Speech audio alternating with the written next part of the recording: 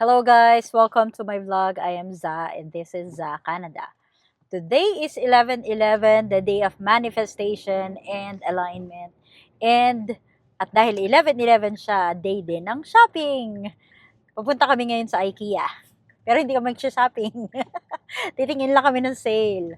Hindi, kasi pupunta talaga kami doon kasi yung mga nabili namin last time sa Costco, kung napanood nyo yung vlog ko last time sa Costco, hindi ko alam kung saan ko ipapatong at kung saan mas reachable yung mga gamot. O, di ba? Sign of aging, gamot ang binibili sa Costco. Ayan, hindi ko alam kung saan ko ilalagay yung mga gamot. Kasi nga, pag hindi ko siya nakikita, nakakalimutan ko siyang inumin. At ganun din si Kurt. So, titingin kami ng maliit ng shelf. And, ayun. And at the same time, since... Nagaya ng display, ng mga pang-display ko. Ayun. Ay, hindi. Laruan. Chusera, wala kaming budget para doon. Nope, meron ako. Meron daw siya. O siya pala meron. Ayun. So, yan ang bibili namin. Bibili niya pala. Hindi namin, kasi pera niya. Dahil, yan ang maganda pagkasama siya. Para hindi ako gumagastos. Yun ang technique. Diba sinabi ko na sa inyo last time yun? Yun ang technique. Dapat laging kasama siya para siya ang magbabayad. O, diba? Ayun. Pero, since na 11/11 ngayon at day ng manifestation and alignment, I want to use this opportunity or this day to spread positivity. Paano ba tayo magmamanifest? Or paano ba natin i-align yung mga thoughts natin? At yan ang pag-uusapan natin ngayon. So, stay tuned.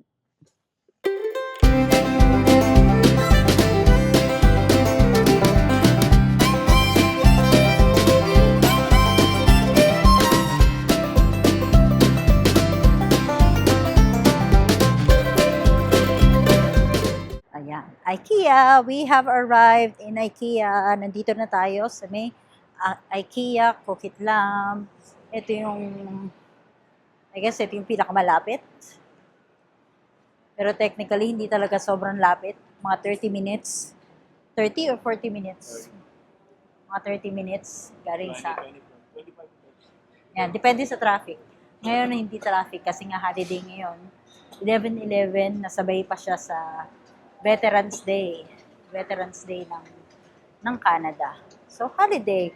At sa wakas, nag-off day ng buong araw din sa Kurt. Okay, nasa living room section na tayo na IKEA at ngayon, at dahil day ng manifestation, alignment, and abundance, itong topic na to, ngayon, ima-manifest natin na magkaroon tayo ng ganitong kagandang showroom. Ganito kagandang mga furniture sa bahay. Diba? Ganda talaga. Pero dati iniisip ko lang talaga to. Na sana makabili kami. Sana makabili kami ng kahit ng kahit basahan. O tuwalya. Tuwalya ng IKEA. Pero ngayon, may mga furniture na kami na IKEA. And yan yung isi-share ko sa video na to. Mahirap mambuuin ang mga furniture. Sometimes mahirap buuin ang mga furniture dito sa IKEA. Pero kapag nananalig ka, I'm sure, maaabot mo rin yung pangarap mo. Tumitingin na kami ng mga shelves. So, 130 siya. Sabi ko, mahal. Wala bang tigi 15? Sabi ko sa inyo, kripot ako eh. At going back to sa 11/11. Ang ibig sabihin ng 11/11, sabi nila, kapag nag-wish ka daw ng araw nito, lahat ng iniisip mo, lahat ng i-wish mo is magmamanifest and magkakatotoo, sabi ni universe. Kaya yun ang ginagawa ko. Minamanifest ko na at this time of the year, next year, Canadian na kami. O, diba? Ganyan mag-manifest. Yan lang kaya ng budget ko. Pwede na to, oh. Kita nyo ba? Ang ganda, diba? O, yan, diba? Yan. Kikita nyo ba? Yan. Pwede na lagayan ng gamot yan. Beto, oh. To, nice. Ito. Sa loob ng kwarto. Doon nga sa loob ng kwarto. Anong nalagyan sa loob? Yung mga gamot nga, para nakikita. Yung kung saan nakalagay yung ano, yung mga gamot ngayon. Ito? Oo. Yan mismo, be. Yan, pwede na yan. Maganda ah. Diba? Nagde-decide pa siya, oh. Hindi maganda naman. Alam ko maganda. Itong blue. Beto, to. Kasyang-kasya to sa may tabi ng TV. Okay. Nice naman natin ang camera natin kasi hindi na naman siya sumusunod sa akin. Okay. Again, hindi siya magic, kundi mindset siya. Kapag paulit-ulit mong sinasabi sa sarili mo na I'm ready for better things, better things. Ayan, nawawala yung pagka-call center natin. Hindi na tayo marunong gumamit ng TH. Yan. Again, kapag paulit-ulit mo sinasabi sa sarili mo na I'm ready for better things, parang unti-unting nag-a-adjust yung mundo ayon sa paniniwala mo. At yun nga, I still remember the day na sa Singapore pa namin, sa Singapore na IKEA. Kasi at that time, parang wala namang IKEA sa Brunei kasi. Ano lang dun, yung parang, hindi ko alam, nakalimutan ko na yung tawag sa furniture shop dun. Pero anyway, yung first IKEA namin is yun sa Singapore pa. And at that time, wini-wish ko pa noon na sana, ang next naman is yung IKEA Canada. At nandito na nga kami. Pero hindi naman puro mindset, syempre, di ba? Hindi naman puro panalangin. Pero may kasamang tiyaga. Pagdating mo dito, gagawin mo ang lahat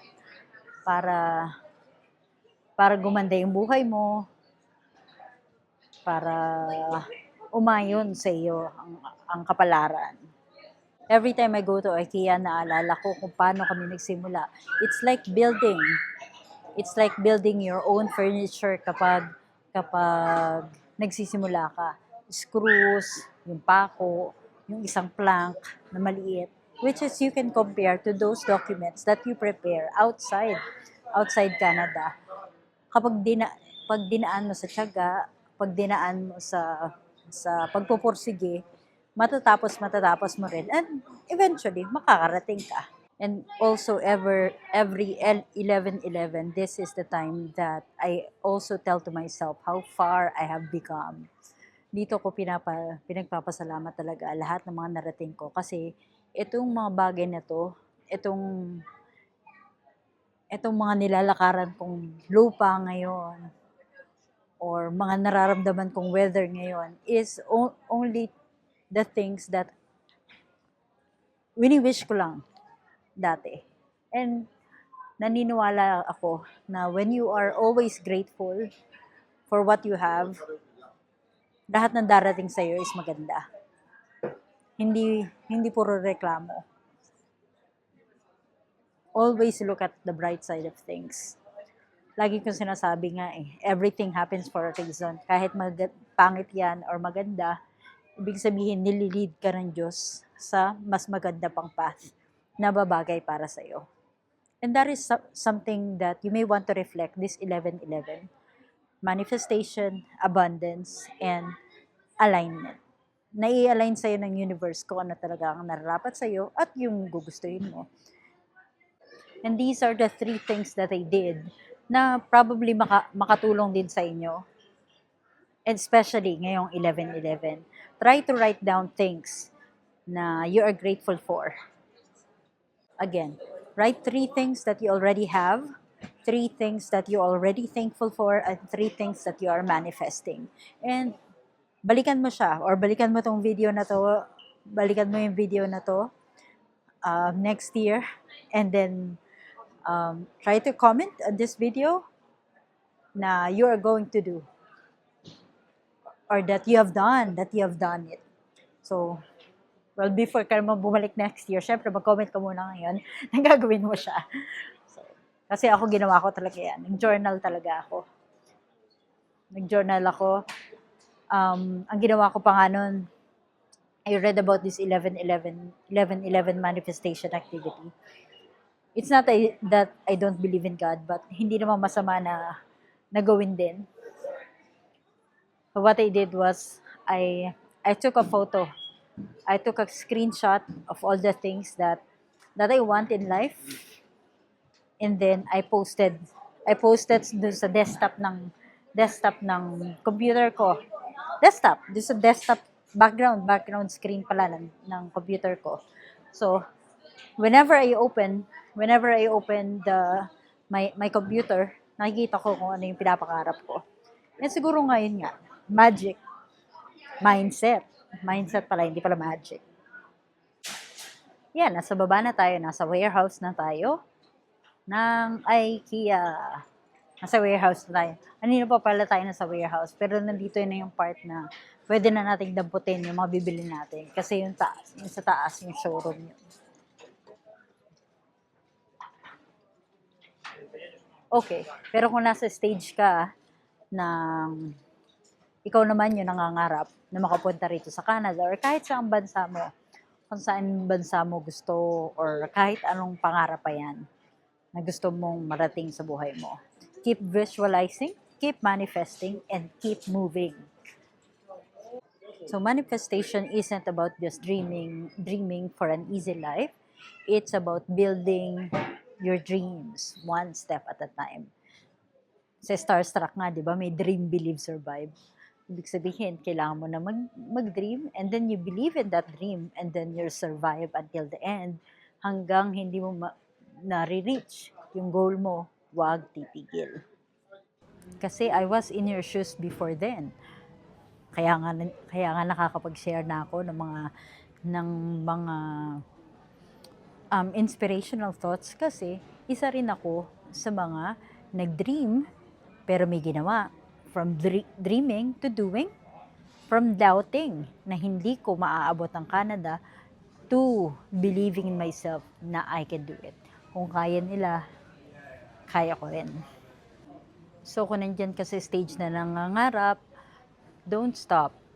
Kasi sasabihin mo lang sa sarili mo one day na mga dating pinapangarap ko is andito na. Ito pala yung mga dati ko minamanifest lang dati. So to every immigrant, believer, and dreamer na nakagaya ko, may nanggugulo sa likod. So to every immigrant, dreamer at believer na kagaya ko, your dream is not far. It's just waiting for your courage to build it. Kagaya ng mga furniture sa IKEA, mahirap man sila buuin, pero pag nakita mo na yung finished product, I'm sure you'll get satisfied in what you have built.